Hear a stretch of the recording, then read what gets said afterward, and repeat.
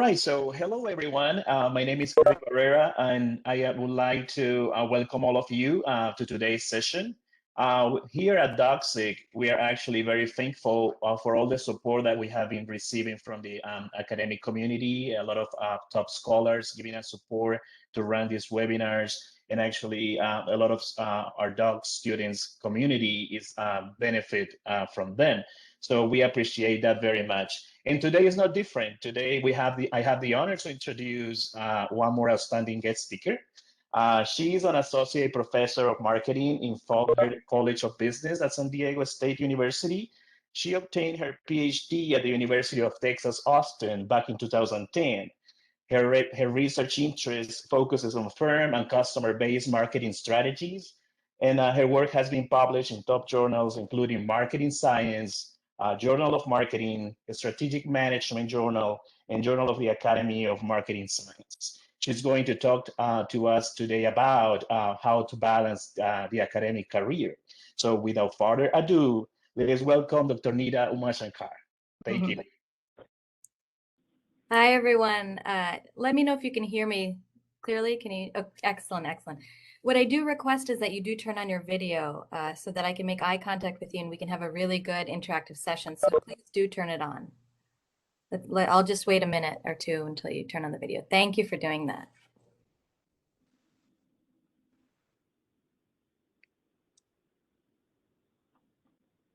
Hi, Matt. Okay, a few more videos. Abhishek, I know I got to call you out. Okay, you have to show the video. Just give me a few minutes.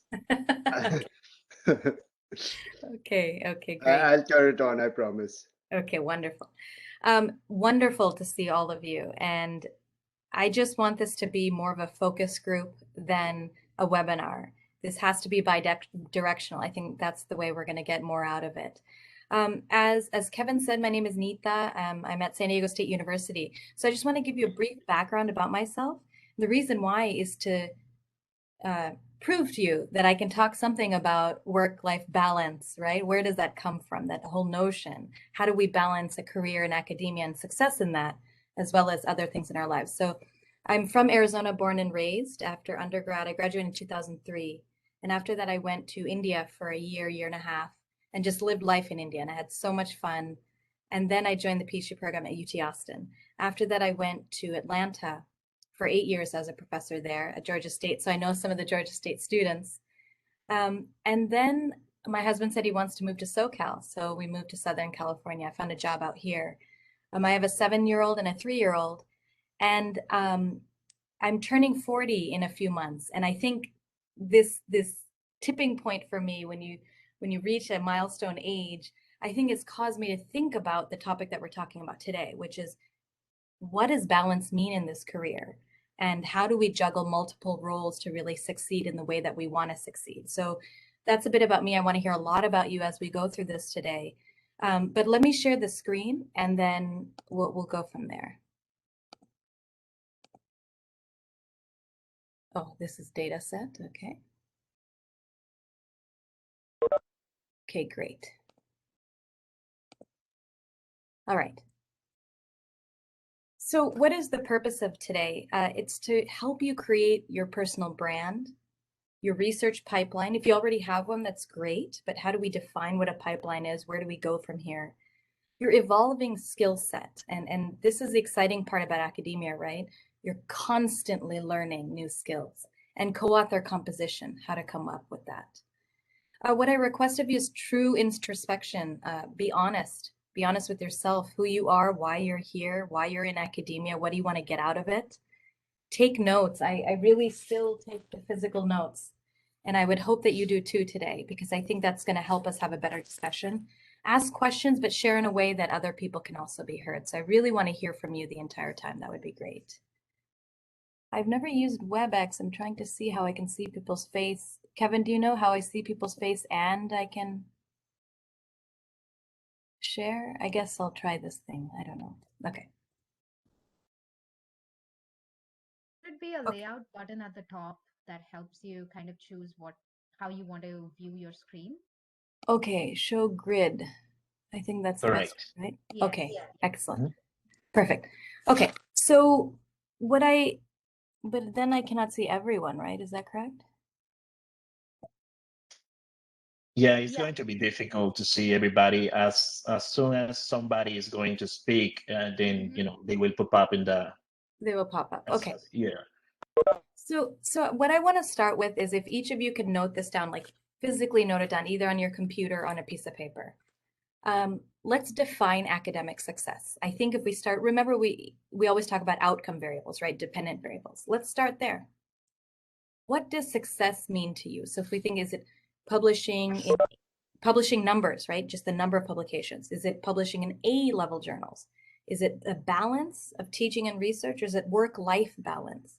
Or is it being known for something? So just take a few seconds to come up with your dependent variable. How do you define academic success? Okay, and then I'd like to hear from a few of you, how you're defining it. What does it mean to you? Any volunteers? What success means to you in this career?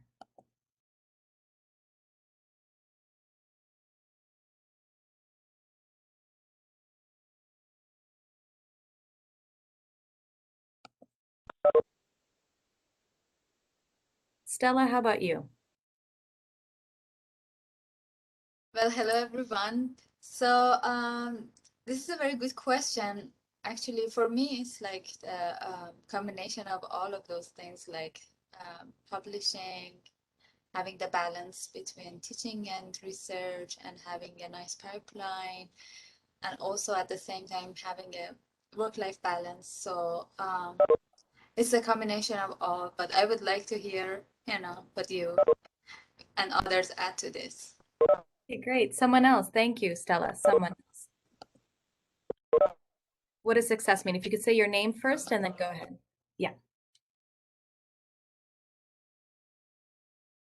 I can take turn. Ipek. Sure. So the first thing that came to my mind, I will just go straight with it. I didn't take another thought. So I was thinking it's about for me to contribute, like to make a meaningful contribution to the to one body of literature, like to go deep in one body of literature, to know a lot about it, and to make some robust contributions in it that can be applied in practice. So contribute to both practice and theory. Okay, so this is very interesting. What is your first name? Ipek. Ipek. I'm trying to understand that better because I wonder if they're at odds with each other, right? If you go very deep into a certain content area and you're an expert in that area and you know everything about that area, it tends to be less applied because practitioners tend to like more general things that they can apply across the board versus a specific thing. So how do you think you're going to balance those two competing things? Correct. I'm sorry? That's correct. Yeah, correct. I didn't think of it this way, but I was rather maybe thinking of it in a way that like excellence probably comes with like more focusing in one field. That was my thing, probably because I'm experiencing it at the moment that I have like very broad interests within consumer behavior research, that I feel like I can never be like good enough in one let's say methodology or area. Okay, so Ipek, I would say that that's actually not a problem. So when I was in the PhD program, everyone told me you have to be a specialist and there's a premium for specialization. But I don't think I agree with that anymore. I really don't, because if you think about making it practically relevant, that's not the approach that when we're talking with companies, they don't necessarily want that approach. So let's stay on that note, Ipek. I want others to talk about what she brought up, which is, should I be a generalist or should I be specialist? How do we define success? Should I be a generalist or a specialist? Should I have a paper in different buckets or have several papers in one bucket? What do you think? Hi. Yeah, for me, it's about addressing interesting questions which have good applicability. And then if you want to address interesting questions, it's going to change. So as much as I would personally want to be an expert, I think it also limits your ability to address interesting questions. Okay, So very in good. that sense, how I look at it is that if you maybe master the basic research process and sort of garner all the tools that you need, and then you can address interesting questions. Like that would be a successful academic career for me. I like it. I like it. Thank you, Sakshi. Someone else about generalist versus specialist. What is success? How about Della? How about you? You're on the mute. You're muted.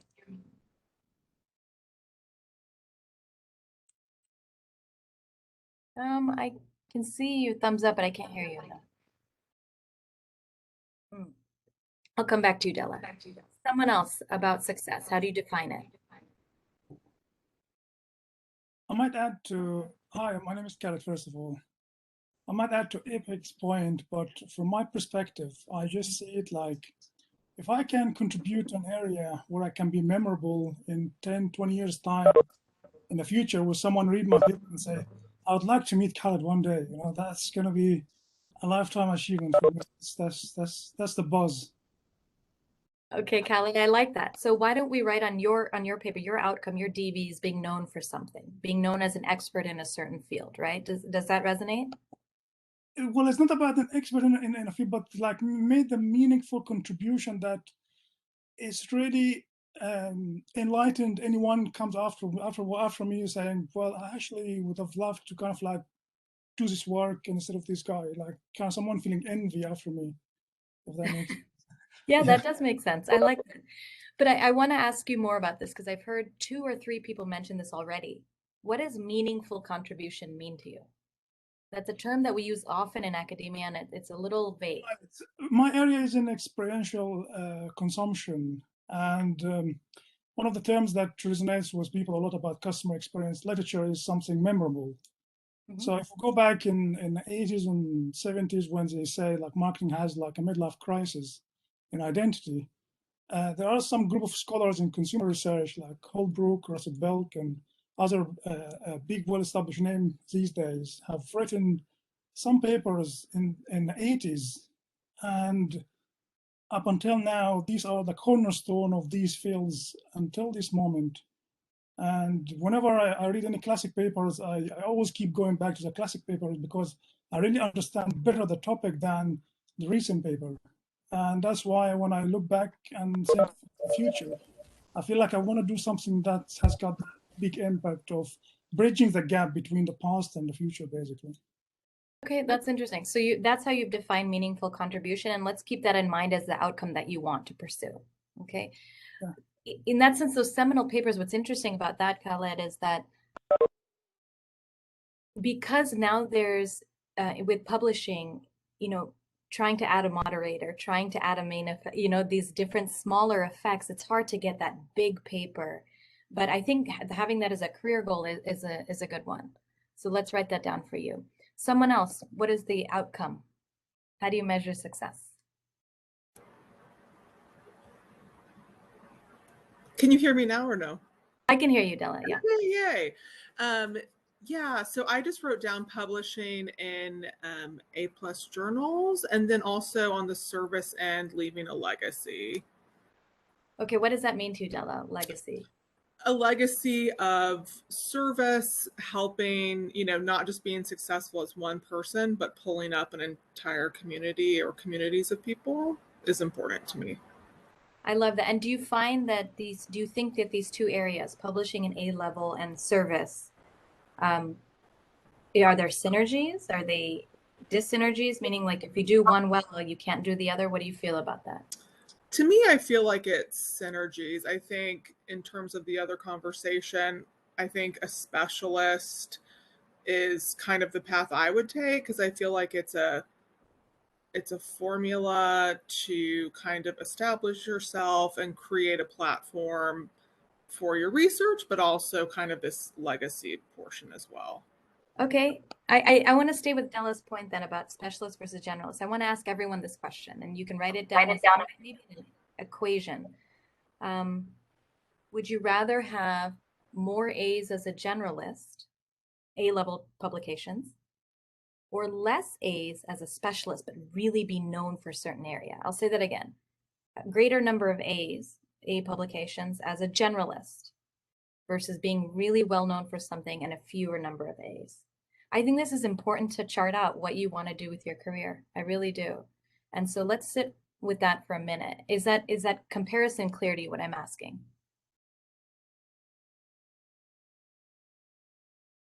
And if someone has an answer to this, I'd love to hear from you.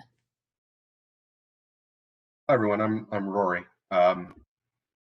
So my answer is grounded in the fact that I'm interested in everything. It's hard for me to not be interested in a topic, right? Yeah. And although currently my research has some sense of specialization, which is necessary when you're working on a dissertation, obviously.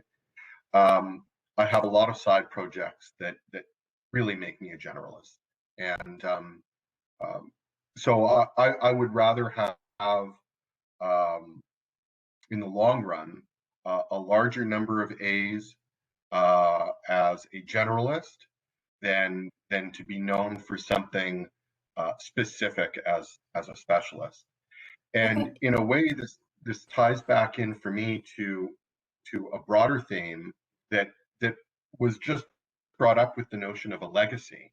And I think the legacy goes beyond the contribution we make to the literature, because academia is not simply about creating new knowledge, but it's also about creating new knowledge creators. And so for me, success looks like putting myself in a position, getting to a point where I can mentor and grow others in the field, being an advisor, being a supervisor, and helping other people find and nurture their passion for research. That's great. That's really great. And I think, Rory, those co-vary with other things, right? Because if you publish more as a generalist, then you're likely to get more students and mentor in that way. Absolutely. Thank you. Someone else. What do you think about this decision? Divya here.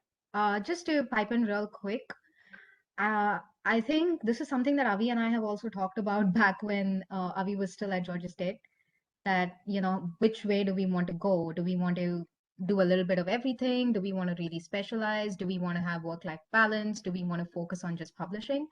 And I think my answer has kind of stayed the same for the past years, like several years now, that I just want to study something that's interesting to me personally.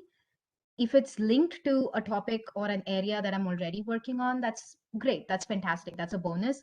But even if it's something different, I don't really want to, I would like to be in a position where I don't have to hold myself back and I can just go and do that research. Even if it's not published in an A journal, at least it's a starting step towards the journey of getting it to an A-level publication.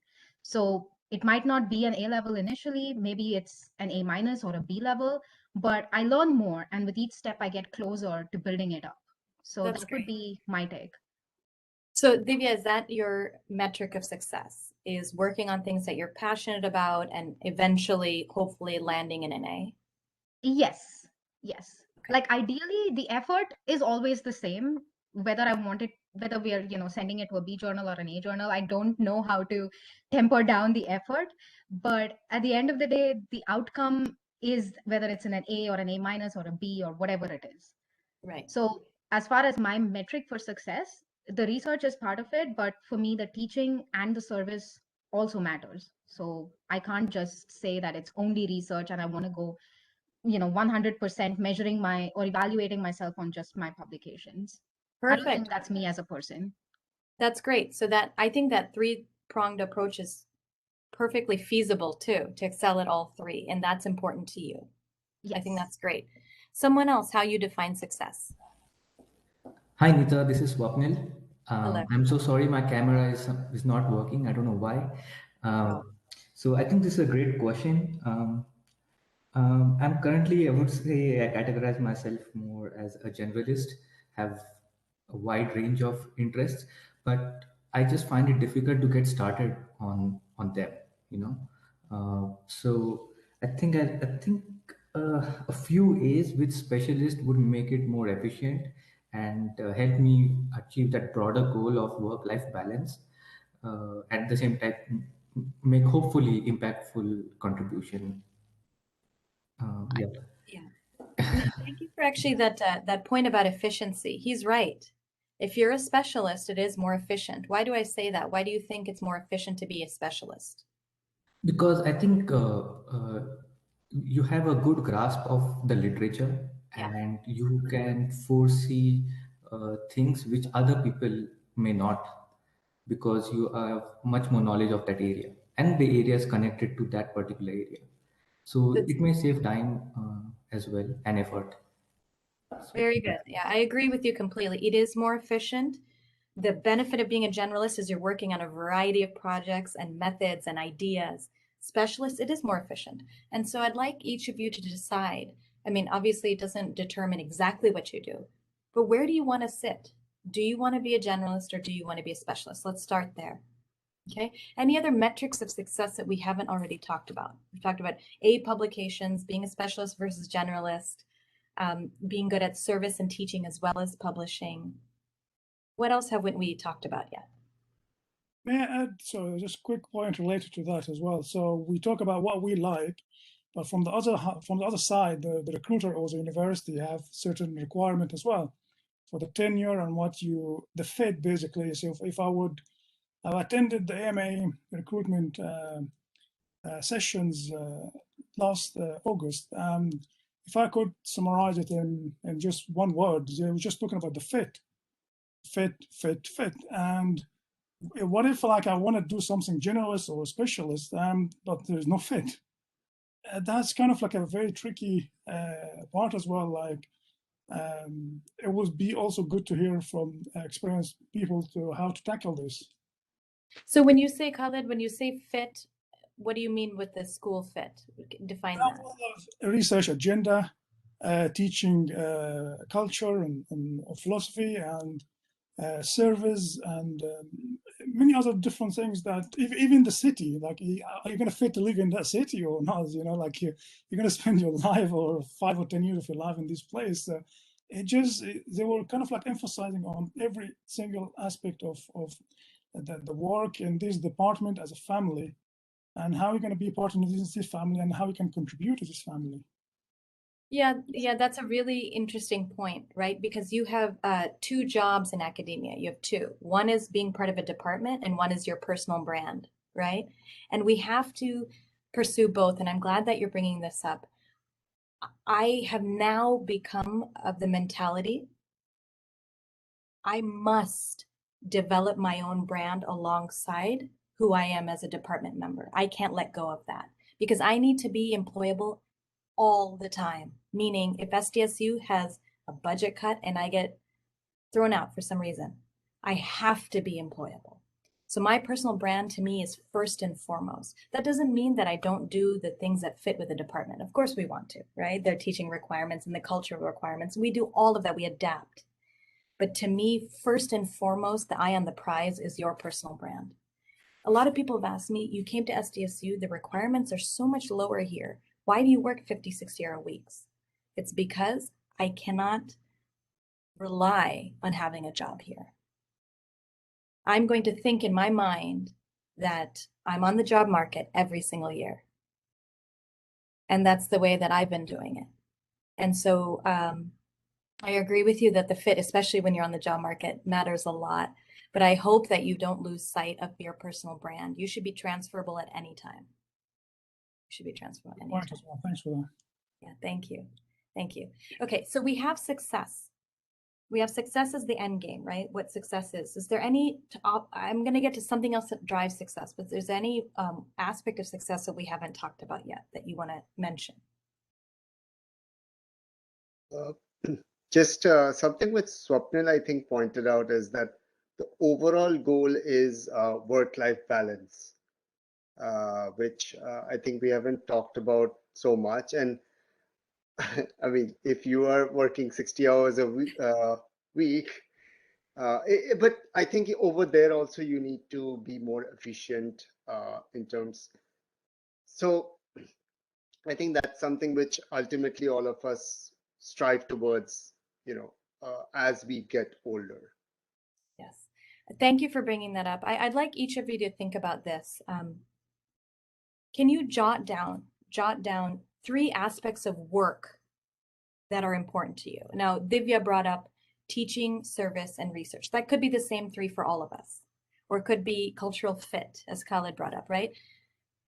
3 aspects of work that are important to us, and write 3 aspects of life that are important to you, please. 3 aspects of work, 3 aspects of life. Please jot them down, because I think it's important to kind of stare at those 6 things and see if there's overlap or not.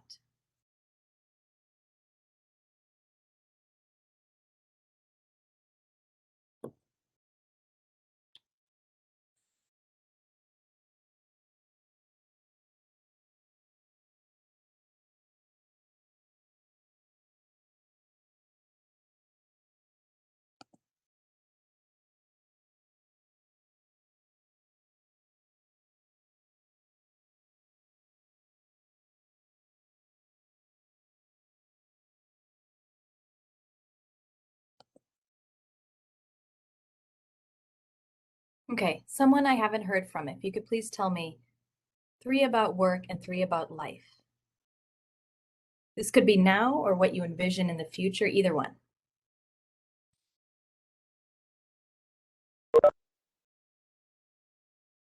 If someone could share, please.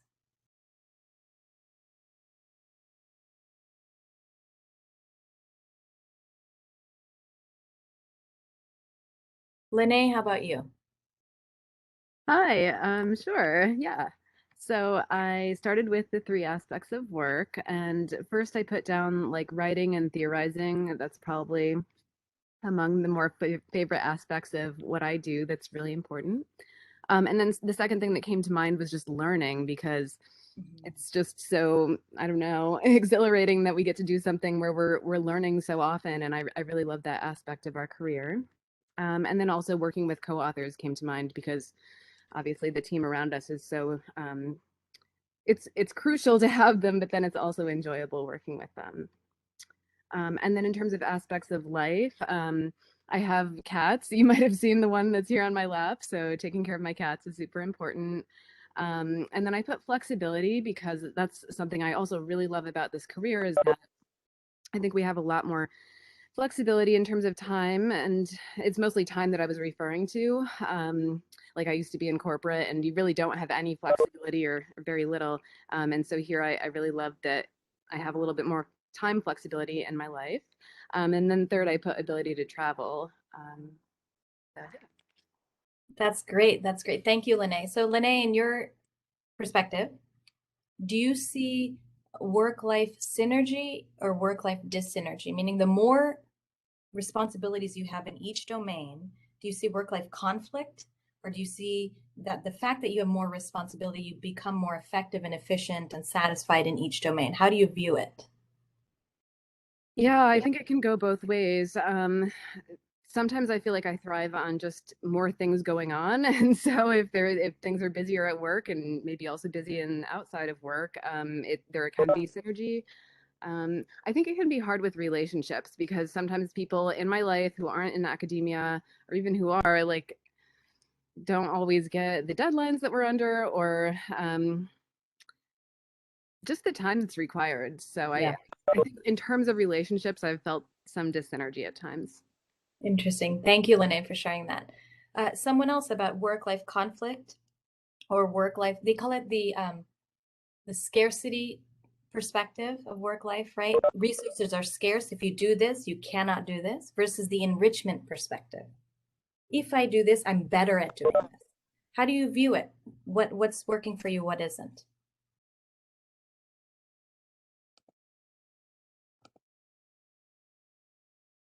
I guess I can share. Yes. Hi, my name is Cheryl. I'm from Kent State University. Hello. So I guess just the conflict that I have is just, I don't know, just not being destructive. I think like I sometimes work better with stress, and like when I have more on my plate, I feel like I have a goal to achieve, and it's just weird because if I have like one project, I'm just like slacking off. But if I have like slightly more, it's like I can kind of like, you know, drive myself. But it's that point where I'm like, it's becoming destructive. Like the stress is overtaking me and I'm getting like mad at everyone and like, just like overwhelmed, you know? So I think that's just one of the conflict that I have. Like I'd like to do more because I feel like sometimes stress pushes me, but it's like trying to find that balance of like, when do I stop, you know? That's a good point, Cheryl. That's a really good point because you're right. There's diminishing returns to the stress, right? After a while, it becomes very negative. I agree with you. One way I'd like to the group and push back if you think about it differently. To think about this is, Avi, you talked about, you know, work-life balance. What if we reframe it as work-life synergy? What if we write that down as an outcome that we want? We don't want just balance. Balance is not enough, right? Balance is not, as a mother, if I just balance my children with my career, that's not enough for me. I want to enrich both. Because I have 2 children, I'm actually much, much, much better as a researcher. Why is that? Because literally every minute counts. Every data set counts. I have data integrity now, right? Any missing observations, I write that in a paper. I don't drop things and log transform so I suddenly get an effect and all of this stuff. Why? Because I have to be accountable. There's 2 little people that I have to teach accountability, right? So if anything, adding much more to my plate has made me a much more successful researcher. And so I hope as an outcome, we view it as work-life synergy, work-life enrichment. That's our goal rather than balance. Does that part make sense? Okay, any other thoughts on this work-life concept? The balance, the enrichment, the dysenergy, anything else there? Okay, great. If you have your outcome in mind of what success is in this career for you, if you have, even if it's a few, I'd like you to put that on the right-hand side of a piece of paper. So if we just draw it out, we have our DV on the right side, right? We have the dependent variable on the right side. On the left-hand side, I'd like you to write your independent variables. What do you think drives those outcomes in good ways and in bad ways? What drives those outcomes of success in good ways and what limits your success? If we can write that down, maybe 3 positive drivers, 3 negative drivers. 3 positive drivers, 3 negative drivers of success.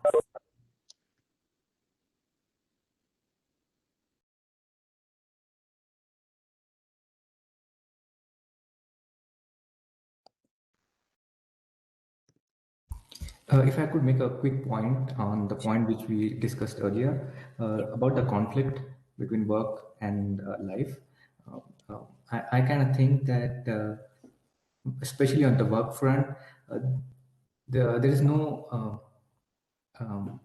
hard goal, you know. I mean, it constantly changes. So you don't know if we are doing is enough. So is this going to get accepted or is going to be another round? And, you know, something like that. So having that clarity would help in resolving the conflict substantially. I like your question or your comment a lot. So actually, let's first let everyone do the drivers, the positive and negative, and then I'm going to get to your point. So let's, because I'd like to ask people about it. Thank you. Great. Thank you so much. Thank you so much.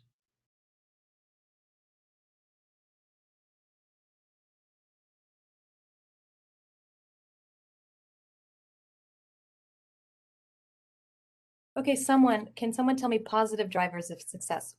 For you personally, what is going to lead to your success? Are they personal characteristics, family characteristics, your university that you want to land up at? What will drive your success? Is it content area that you work on, your co-authors? What's going to drive it? Hi, Nita.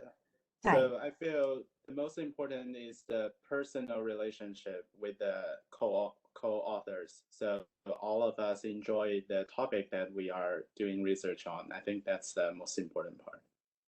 Okay, and what is your name? Shangwen. Shangwen. Okay, thank you for that. So I'm going to note the personal relationships and the co-authors because I want to come back to co-authors. I think it's really important that we define what a good co-author is going to be moving forward. Thank you. Casey, how about you? What are some positive things that you think will lead to your success?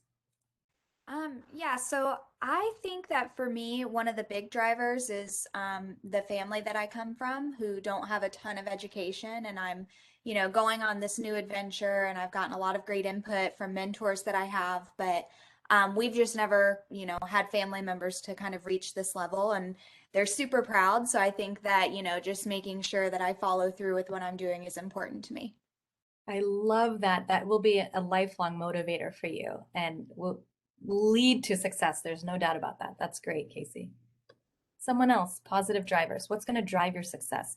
Yes, there's Keshar. No, Cash. I go by Cash. My Keshar? first name is very difficult to pronounce. So, and since I do research in sales, I think it kind of makes perfect sense.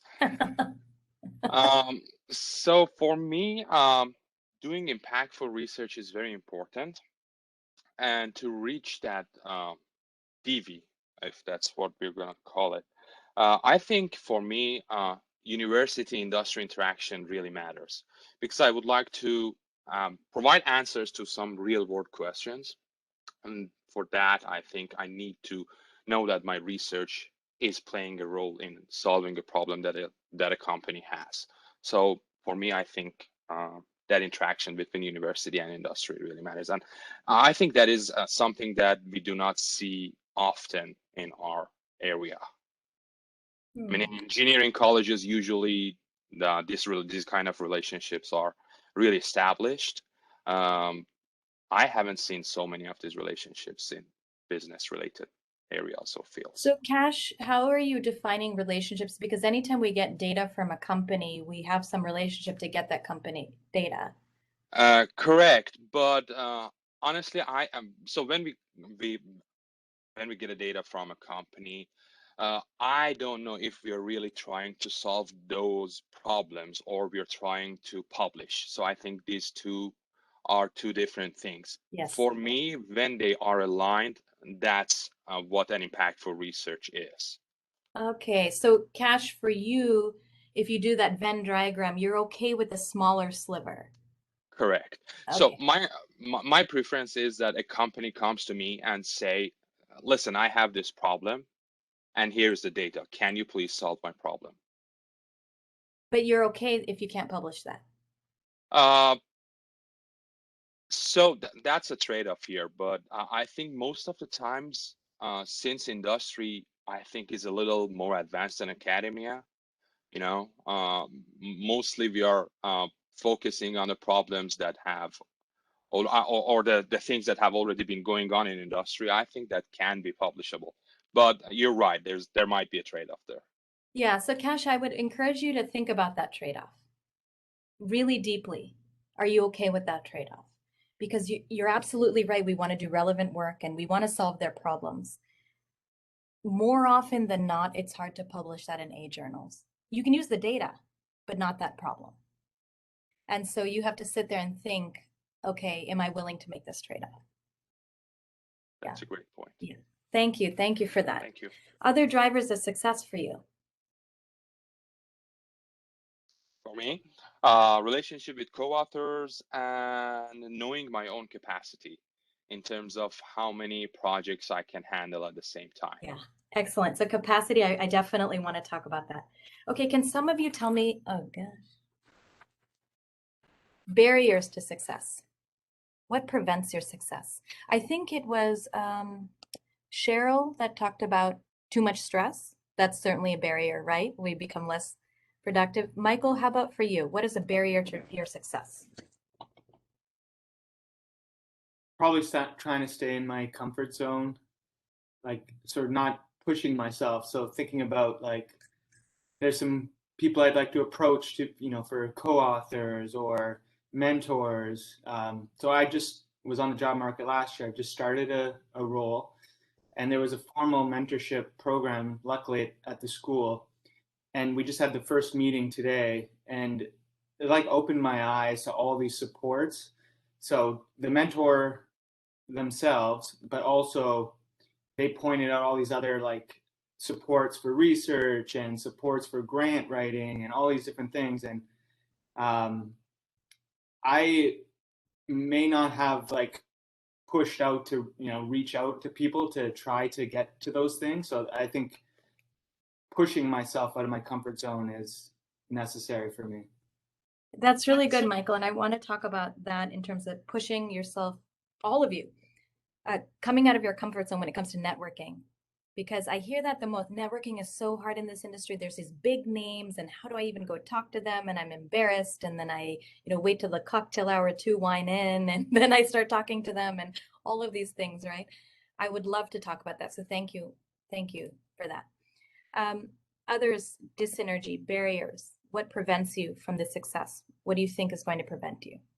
I have a weird one. Divya here. I have a weird one. And I don't know how many of the folks here go through the same, but sometimes there's this tendency to overthink everything, especially when it comes to, if you're taking time off to go on a short holiday, or you're taking time to just do something that's for your personal peace of mind or your personal enjoyment.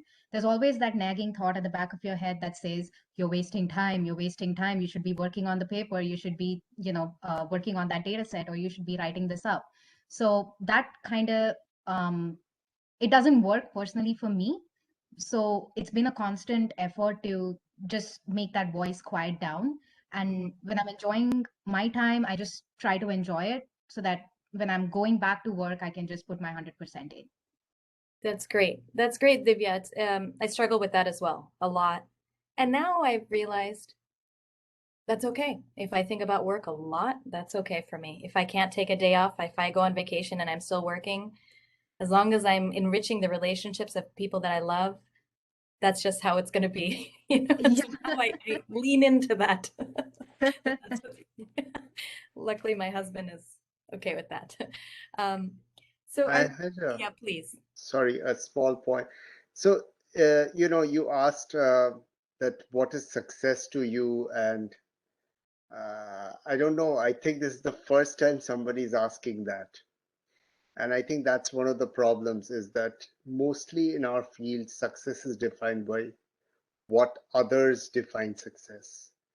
And I think that's kind of what, at least to me, puts pressure. That you need a certain number of A's to get or you need papers under review, or a to get a job at a good place. And then you need, of course, a certain number of A's to get tenure. And then if you don't get A's, it's looked down upon. So I think that is what kind of stops at least me, and I believe a lot of people, from pursuing what they want to do. Yeah, that's a good point, Avi. And I want to hear from all of you about this. So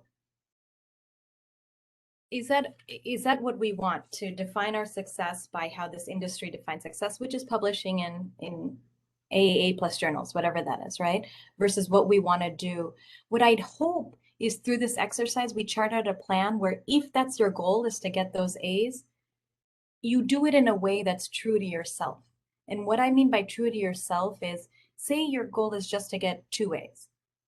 Okay, 2 A's in the next 10 years. 2 A's, it's still very, very hard to do, but 2 A's in the next 10 years. If that's your goal, how do you do that? And how you do it, I think, is as important as the A's. Why do I say that? Data integrity now is being called out left, right, and center.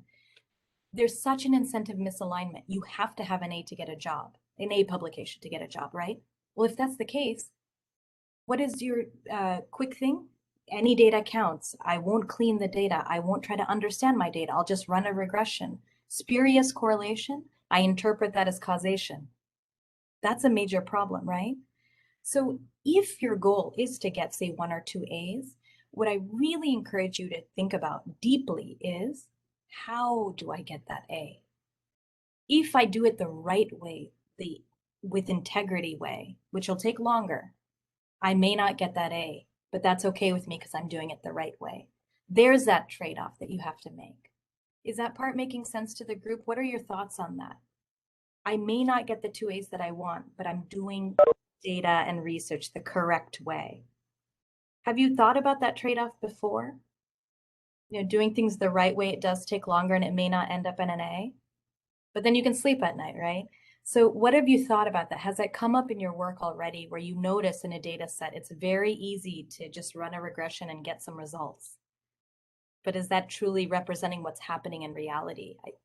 Cash brought that up, right? We want to represent reality. Are we, have you seen that in your data? This is with experimental data and secondary data.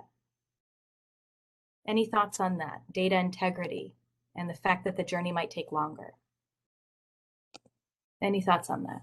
I mean, I think with data integrity, you either pay for it now or pay for it later. You know, like you can go ahead and get A's or whatever now, but just know it'll hit you in about 30 years, if not sooner. So, especially with how much is on it now, I would just rather do it now than later. That's a good point, Della. That's a really good point. There are no shortcuts. And it may delay the success, but there are no shortcuts. And I'm learning that now too. I have a co-author that literally, he calls me Saturday morning, Saturday night, Saturday afternoon at my kid's birthday party. I still answer the phone, which I shouldn't have done, but he'll ask me about a data set, clean this, check this, check this, check this. And I still find myself making mistakes. And so absolutely, I agree with you. I do. Avi, does that kind of get to what you're talking about though? In terms of, you know, yes, you are pressured to get the A's, but how do you get them is what matters to me. Right, but I'm not sure that's a great answer to a job interview, right? I don't know. I don't know if it's the fact that it'll take you longer to get that A. Well, you know, there is someone else who is doing it, right? Yeah. So, I mean, I'm not saying that people don't understand. I think people do understand, and because most of them are in the same profession, right, doing the same thing.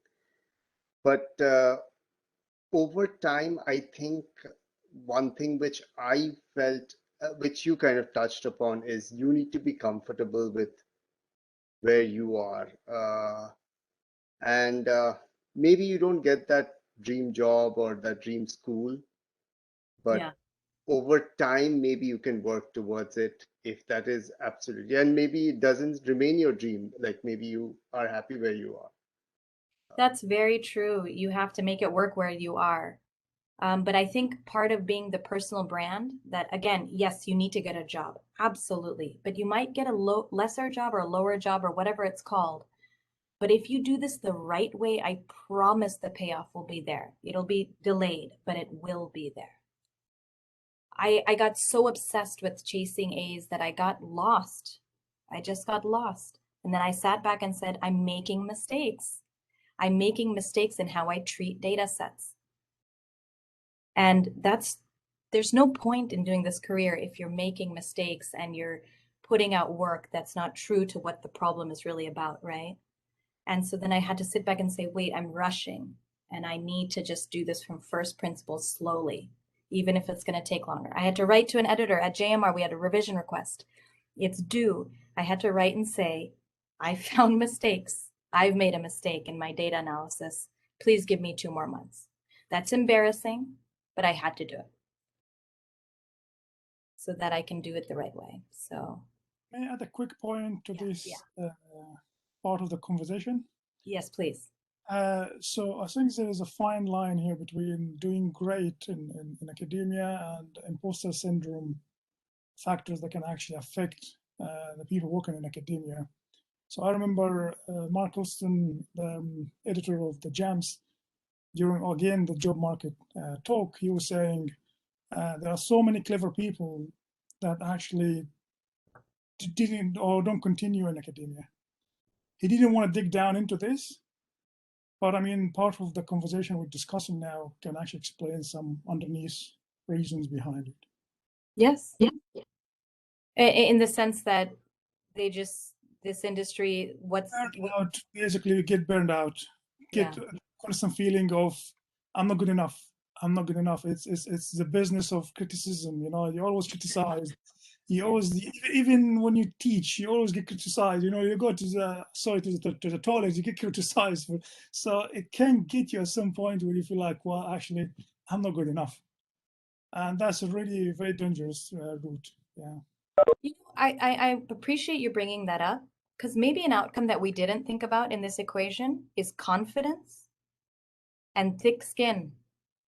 Maybe those are two outcomes that you're helping me think about. You have to have thick skin. You have to have confidence.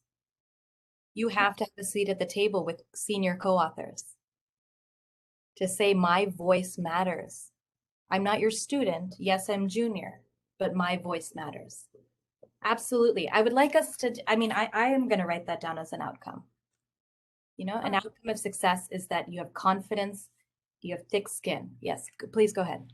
I just have a question pertaining to the same discussion. So I'm just entering my third year, so maybe I'm I don't know, like maybe I'm too early in the process, or but as I'm moving forward and as I'm thinking of my dissertation thesis and this mounting pressure of, oh my God, I need to have this publication and I need to have a publication, and otherwise I'm not going to get a job. So as a young PhD, it's very, very daunting. But at the same time, if I look at like how North American PhDs are structured, I did rigorous coursework for 2 years, and I started some projects, but they failed. The data didn't work and replications didn't work and things happened. And then now I'm back at where, okay, I have 2.5 years to really get a publication, and a publication as somebody who has and even senior researchers take 5 years to do an A publication. So how am I expected as a novice researcher to get an A publication in 2.5 years? Like, to all of you, is this realistic? Am I the one who thinks who's inadequate, or like how do I process this and still go forward? So I'll comment on that, and then I want to hear from others because you're all going through it, right? When I was at UT Austin, I had a senior professor say, "Oh, don't stress. You know, don't be stressed." And I'm like, don't be stressed. Are you kidding me? What are you talking about? Yes, the stress is real. It is absolutely there. I cannot say don't be stressed. I personally, Sakshi, I personally think this. I would rather get a suboptimal job and try for that A after than force myself to try for an A now and lose out on learning the skill set that I need to succeed after. Does that make sense? Taking those higher level econ courses, I so badly wish I had taken harder courses and focused on the coursework and learning SAS and SPSS and R and Stata. Then I have to get an A, I have to get an A, and all of these things, because even if I'd gotten a lesser job, I have the skill set that would ensure that I can get A's eventually. Rushing an A, you certainly can't get an A with a rushed A. The way that most PhD students get an A is what? How do they get an A before graduating? I have no clue. Getting on a mentor's paper as a last author. Yeah. And mentor, we mean a very prolific researcher who has figured out the model and can get the A. That's such a small percentage that I don't know if we should say before I graduate, I must be that person. Rather, let me get my toolkit together that'll ensure the success. Obviously easier for me to say that, Sakshi, than in reality. So that's my caveat, right? It's easy for me to say that. But I do regret being so focused on an A at the PhD level. By the way, I was so focused on an A, I didn't get an A before I graduated. I got all my A's way after. So someone else a comment on what Sakshi said? Yeah, I'll jump in if I may. I do think that it's an unfortunate maybe misunderstanding of what the job market looks like and how it operates. This notion that as a PhD candidate, we must have an A before going on the job market in order to get a job. Any of us can look at the Who Went Where report from any year and see how false that is, because so many people get jobs and so few have A's, right? And then, well, if you want to really, if you're really attached to this erroneous belief, then you might then rationalize it and say, oh yeah, but they didn't get the good job. right? And you have to have the A to get the good job, to get to the good school. But you know, if you go and you actually look again at the who and where reports, or you even just go look, because not everyone's listed in the who and where, and you just look at the new assistant profs at, let's say, the top 50 universities, top 50 departments in North America, and you look at their CVs and what they walked in the door with. You know, even at the top 50 universities, not every one of those new hires had an A. So I think it's really important that we A, recognize that it's an erroneous belief, and B, stop allowing that erroneous belief, even if we don't believe it, even if we just keep hearing it. And, you know, we know what happens when you hear things over and over again, right? It's well known in our field what that does to us. Stop allowing it to influence us in terms of that stress level and contribution to that imposter syndrome. Because I think that's the real risk. For me, when I was writing down the barriers to success, the first one on my list was imposter syndrome. And when I get into that mindset of imposter syndrome, my productivity goes down, right? I become more of an imposter, right? When I believe I'm an imposter. And thinking that, you know, you have to have an A and there's no way to actually do it, I think contributes to that. And it's a vicious circle. Rory, it's a beautiful point that you're bringing up. I know a lot of people with A's that still don't know how to run a regression. Literally, don't know how to interpret a regression, or don't know what the appropriate model is to use for the DV that you have. That's a problem, right? To be so focused on the A that you're losing out on the skill set. That's why I keep saying about, and like that Rory brought that up, the data's behind it. Most people don't have A's. That's okay. Let us focus on the integrity and the skill set. And I promise you, if you do that, the A will come later. The A will come later. Other comments on that? I'd like to add, just quick comment on here. So about learning and the mind blocking that can happen throughout the career journey. I once heard one eminent professor who was talking about how he managed to kind of like resurrecting himself and his idea once again, once he felt like he's buried into his own thoughts. So what he did, he actually went to attend classes, PhD classes for econ, and just listen to the PhD students in the classes and learn from the regression, new skills that he can feel alive again.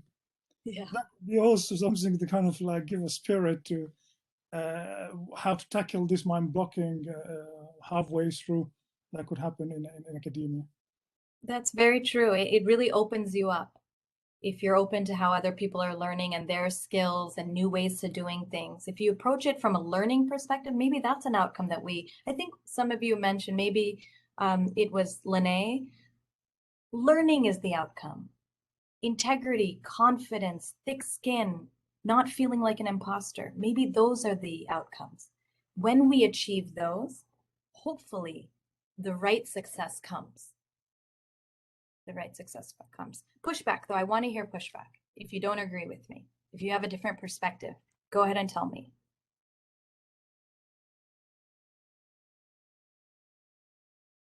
Any differing thoughts on this? Is this too much of pie in the sky and that's not reality? Tell me. That's no problem. I like that discussion. That's a good goal, and I think that learning is personally something that resonates with me as a human being. But it's easier said than done, I feel. Like the more you want to do research well and do teaching well and contribute to the academic community, the more you want to do all of that, the less time you have to do it. Like there's only 24 hours in a day. And in the midst of that, you have to kind of keep your own personal sanity and your personal relationships also strong. So in the midst of all that, it's barely enough time to stay up to date with what's happening in the field, what topics are new, what topics are hot, what is interesting to you on a personal level. So learning kind of I feel like it might end up taking a backseat for most of us. So when he's mentioned about pie in the sky, it does seem like it might end up being that way. Yeah, yeah. I can see that, Divya. I can see that. Why don't we reframe it as this? Say you have a goal of you want to get 2 A's. We talked about that before, and do it the right way. Maybe we say this: it might take me an extra 2 to 3 years, but I will learn in the process. Otherwise, literally, just to get an A, you're wasting time, because you can get an A without learning. You can get Yeah. an A without doing it properly. That is a waste of time, because then it's harder to get the next A. Can And I so ask maybe a- we reframe that like this. Yeah, please. this discussion is also leading me to think if ill-equipped and inadequate people are actually getting A's, what does that say about an A? Yeah. You're absolutely right. This question is yes. Yes. I'm sorry, I had to ask. Yes, I agree with you. I agree with you. A lot of the A's, there many people say, there's B journals that do much more impactful, critical thinking work than A's. This is the industry. This is where we want to get. But I will tell you this, Sakshi. I know so many amazing people who publish A's the right way and do really incredible work. Let's be those people. Let's have that as our goal. Not just any A, the right A. Let's have that as our goal. I actually want to ask you about this question. I want you to think of, Hi, yeah, Nita. please. Can you hear me? This is Nita. Sorry, I'm not having my video on. I'm calling in from San Francisco, and I'm a professor at Health International. Hello. Yeah. So I just want to add something, not critique you, but there's something that really came to my mind when you were talking about these goals and drivers. Very, very interesting and important exercise, and I took some notes down. But what I felt is I am a DBA and I'm an early career researcher.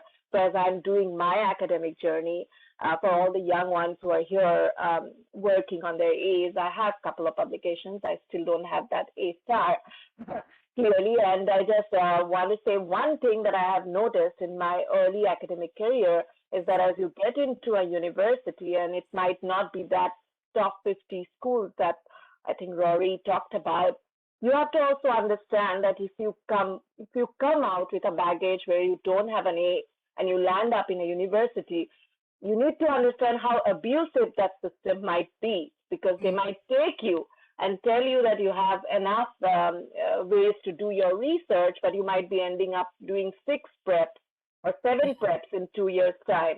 So, Nita, I just want to add one thing, that as the school students come out, this is something that they have to negotiate if they do not come out with an A. Because as you mentioned, getting an A might take 5 years. It's really a lot of work, because getting a simple A journal is also 3-4 years of work for us, like for me, for that matter. So if I'm thinking of a JM and I'm going to a school which keeps on changing my preps, I'm not going to go anywhere in my career. So I just have this advice, that when you get into the interview, that just make sure how many preps you are getting based on what you're carrying forward. So I just wanted to add that. Yes. It's such a good point you're making. You're absolutely right. That's why it's easier said than done, right? Don't focus on the A, focus on your skill set. You're right, because if you don't have that A, then you're stuck with a lot more preps, a lot more service, all of these things. This is the hard trade-off we have to make, the right kind of A versus getting more time at maybe a better school. And that's what you have to ask yourself. What are you willing to do? What are you willing to do? What can you do? If you get into a school that forces more preps, how do you deal with that? How have you dealt with it at your school? So, Nita, I have taught a lot, so I have been like having a lot of material. So my advice would be that as you work on one prep, just don't create one assessment, maybe create multiple, because your prep might keep on changing depending on how intensively focused in teaching the school is. Yeah. So I always like, if it's a 50% that I'm doing, I would just like do 70%. Now, okay, this came with time. It didn't happen overnight, but this is something that I'm doing. Like, that's how I'm working on my time, and I'm creating boundaries. Like, this is all I can do for my teaching, 5 hours, and then move ahead and do my research. I must say that it's very important to find out your calendar if you're not getting an A and not going to one of the best schools, because you might not get the time. So that's very It's important. a great point. It's a great, and this is how we have to have realistic expectations that most, like Rory saying, the mode for publishing, even across the career, is still 0 for an A. And so most people end up at high teaching schools or high teaching loads. How do we balance all of that? And that's where I was talking about at the beginning of the talk. Let's view it not as work-life conflict, but work-life synergy. Let's work towards that, where we become more efficient in each domain that we operate in. But great points, Nita. Thank you for that. Thank you for that. I want to also touch on this before we leave today, co-authorships. How do you pick your co-authors? Part of this conversation, this question to you is, at a conference, how do we, because right now I'm working with Pradeep Chintagunta and Rajesh Chandy. How did I start working with them? It's not like they came up to me and said, oh, Nita, I know your work, so let's work together. No, it's not, it wasn't that. How did I end up with them? Or Pete Fader at Wharton. I got a few data sets with him. How did that happen? He certainly didn't know who I was. How did I get those co-authors? How did I do that? Is because I wrote out ideas, long ideas based on their expertise, and pitched it to them. And so then I came with the work. I knew their expertise and the linkage and how, and that so many times Pradeep would tell me, I don't think this data is going to work. I don't think you're going to get this data set. I hustled and got the data set. And still he would say, I'm not sure this is a publishable paper. I said, I guarantee you it is. I'm going to keep working. I'm going to keep emailing you, keep scheduling a meeting. And now we're working on 2 projects together. But how do we even write that? So what I wanted to ask you to do, if you have a co-author in mind, or if you don't, that's okay. If you have a co-author in mind, how do you get to that person other than your advisor or someone in your program? How do you think? So I'd like you to write down one person that you would like to work with, kind of your dream or aspirational co-author. Just write down that one person, please. Think of that one person that you would realistically like to work with.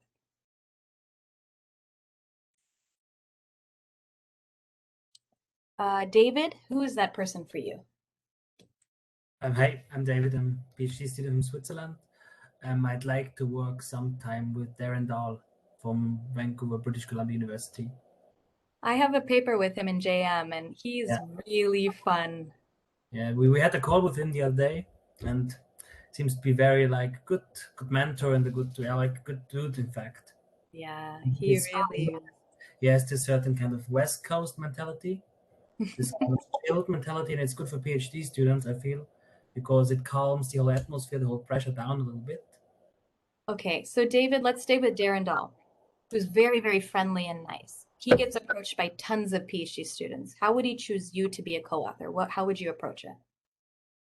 I would have maybe I would test some or do some experimental research and have maybe 1 or 2 experiments that work and the theory, and then just write him an email.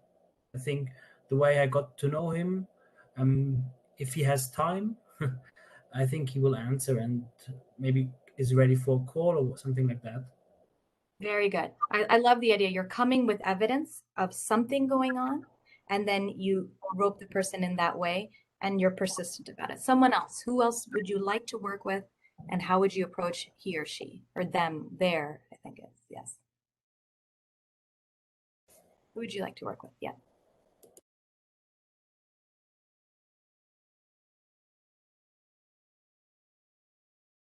Chase, how about you? Chase, are you there?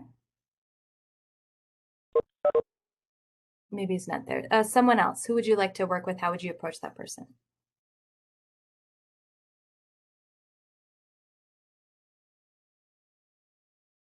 Stella? Okay, so the person that I would like to work with is Drew Gruel. And I know he's super busy and he has a lot already, and he's an eminent scholar. I mean, a lot of students like to work with him, and he already built his connections and network and co-authors. And probably for me, it's hard to approach him and share my ideas or even the results of my studies. But I always think about this, and that, eventually, because I'm interested in pricing and numerical cognition, so I have some interesting ideas in that regard. And I always think like once I run some studies, I can draft, the results and send him and at least ask his comments or feedback, and then gradually build up that relationship and see like maybe he likes the idea, maybe he would be willing. But definitely for me, it's like it's worth trying and approaching the co-author. And that's the main step, that you just come out of your comfort zone and say like, they're also nice people, they're kind, and they're willing to help. Maybe they're just busy, right? But definitely I can benefit from their feedback, and if I'm lucky, I can have them as my co-authors. So. Stella, I think that's a great idea. So I'm working on a paper with Dhruv right now, and the JMR paper I talked about for the extension is with Dhruv. Oh, and nice. I absolutely agree with you. It's free to write an email. They cannot answer it. They cannot talk to you. It doesn't matter. But if you come with evidence, I've run these studies, I have the secondary data, I have this. What do you think? I would love to pursue this with you. And you can be very direct. I'd love to do this project with you. They are strong enough to say no, but awesome. You must try. That's what I want to tell all of you. You must try. You deserve a seat at the table. May I ask a question here? Yeah, please. Nita? So, okay, that's maybe two questions. That's the dream to work with this co-author, but how would you flip the question and say, what are these big names looking for, or what kind of people they hunt, or they're looking to hunt, basically? Yeah, so that's one question. Yeah. The other one, I have someone in mind, but it's not in my area, but I would love to kind of like work even to clean their data, just to watch them working. And it's not my Daniel Gilbert is a social psychologist. I just want to watch them how they work, and that's just like a dream for me. Like, it's not my area. I don't think I'll be able, working in psychology or this kind of stuff, but I've seen their work, and I've seen them talking, and I was like, I just want to kind of like be close to them and watching them. I mean, that could be also an aim or something to look for, rather than just send cold emails and stuff like that. Absolutely. I mean, that's the learning outcome we talked about. And I think some people would be open to that. For the first one, can you remind me your first question? The first question is, so what are the big names looking for as well? So the conferences, and obviously they have their eyes open as well. So they are very clever, and they understand the game. So yeah, so this is what they're looking for in a PhD student. A PhD student, not their own student, but someone writing them. Number one, they don't have to train you, but that you're willing to do the dirty work, the hard work. That's exactly what they're looking for. Okay, so if we can provide that labor, right? We know the methods, we know how to clean data, we know how to estimate models. If we don't know how, we don't ask them, we Google it, we take a class, we figure it out.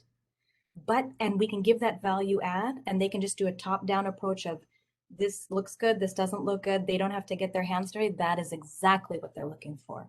We don't want mentorship. We don't approach it with, I would love your guidance. And then they're going to say, wow, that's going to take way too much of my time. Rather, I'm going to be your co-author, but I'm going to drive this like anything. And I will work, Divya said there's 24 hours in a day. I will work 27 hours in the day. I will make 3 extra hours of work to give you a product that you're willing to put your name on. And even now, I have so much more to learn in this career, but even now with my senior co-authors, that's the position I play. I'm putting my blood, sweat, and tears into it so that they're willing to guide me through this. And now what am I doing? I'm working on projects in India, in rural India, on how gender sensitivity training can be imparted to rural villagers, how they can change how they perceive women, change how they perceive sexual violence. And I want that to end up at an A-level journal. And so I just have to make it happen, make it work. Okay, so I know the time is coming up. Are there any last comments? I had so much more to talk to you about, and I love this conversation, but we can always talk offline. You can email me, we can get on the Zoom, anything to talk about this. I would love to continue this relationship. But any thoughts? Remember us, yeah?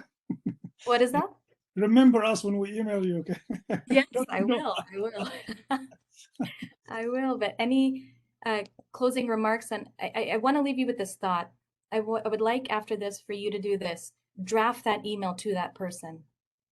You don't have to send it, but draft that email to a co-author that you want to be on a project with.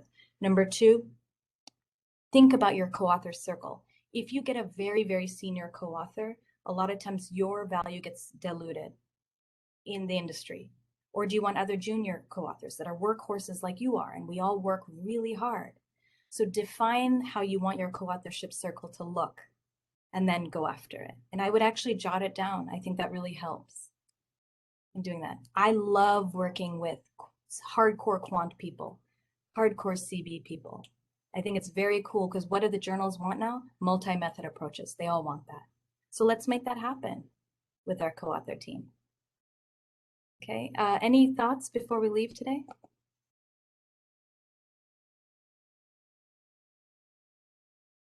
Any questions before we leave? Yeah, one question for you. Yeah.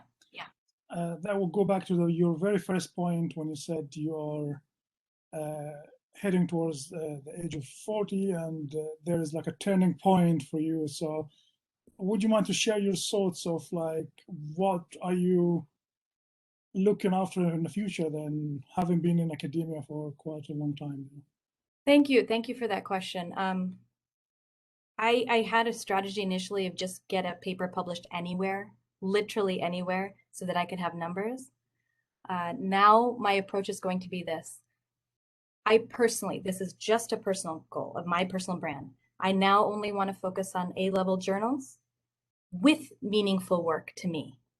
If it's on women empowerment and stopping violence against women, I will make that a marketing issue and publish it in A's. And if it doesn't get an A, I'm not going to push it somewhere else. It's just my strategy. So that's really what I'm looking for, is it has to be meaningful to me personally on a social and emotional level, and it should end up in an A-level journal. And that's where I want to take the next 10, 20 years for me.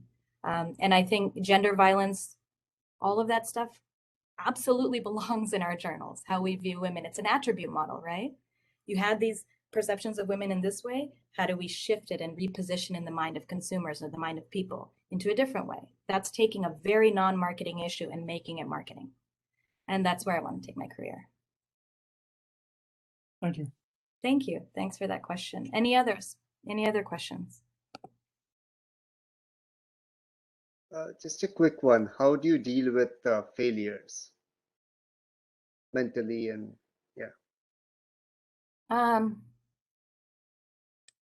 You know, it's interesting when you said failures, because I just stopped viewing them as failures. You have to have thick skin and a lot of confidence. Something doesn't work, someone doesn't like it, someone's mean, someone questions me.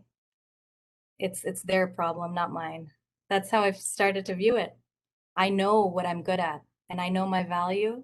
And so because of that, Avi, I've grown thicker skin and I don't view it as failure anymore. I just say, okay, that's not going to work and it is what it is, and I'll move on. So I think that outcome of success for me now has become that confidence. I see. Nice. I just want to add something which I started practicing during the dissertation, actually, So, I would have these bouts of stress and everything. And so 2 things I did. One was I just started thinking positively about, anything, like just that it's fine, if I don't finish it today, it's fine. Yeah. I mean, it's not going to, like, I'm not going to die or something. Yeah. And the second thing I did was I just smiled. And I think there is science behind it. I'm not like Yeah. cooking or something, but basically it releases endorphins or something like that. And it actually does lighten up the mood. And I think that really helped me deal with that dissertation stress. And even now, honestly, and yeah. It's a good point. It's a good point. We all should just smile. We should, I actually personally am under incredible amount of stress right now. Like, sometimes I'm like, how can I feel this stressed? But you're right, smiling and realizing we're all people. There's no one in this industry that's a superstar and a star. We're all just people at the end of the day. And so if we realize how human we are, we can connect more and have a better time. And so thank you for that, because I feel less stressed after this session. So I appreciate you saying that. I really do. The way I look actually is part of this attitude that I actually don't look that way. It actually happened because I got that feeling of like, it doesn't matter, you know. So I haven't shaved or have a haircut for like a year and a half since the lockdown. So that's the You have a COVID look, post-COVID. Yes, exactly. I'm on a COVID look. Oh my God, that's too good. Someone else, a closing remark.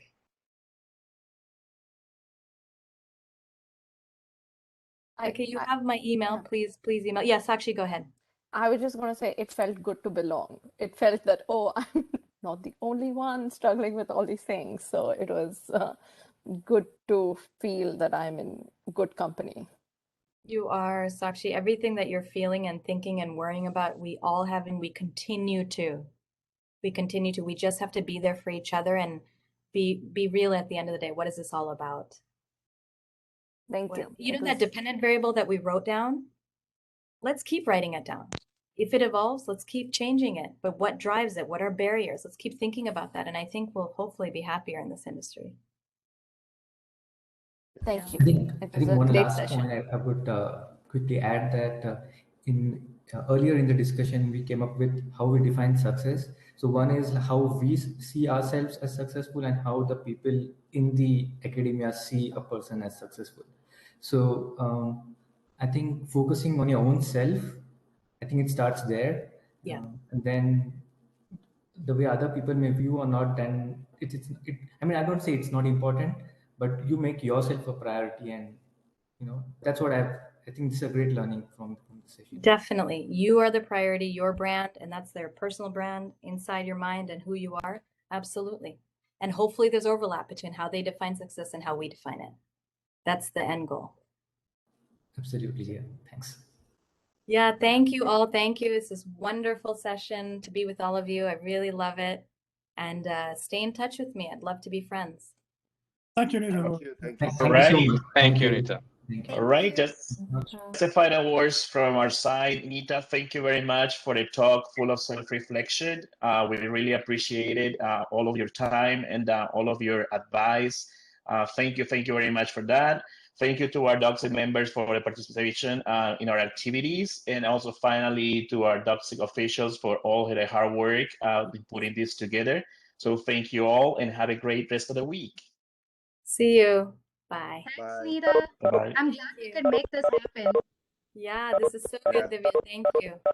This has been a very different session from our usual sessions, and I think it's what Sakshi was saying, right? It feels nice to belong.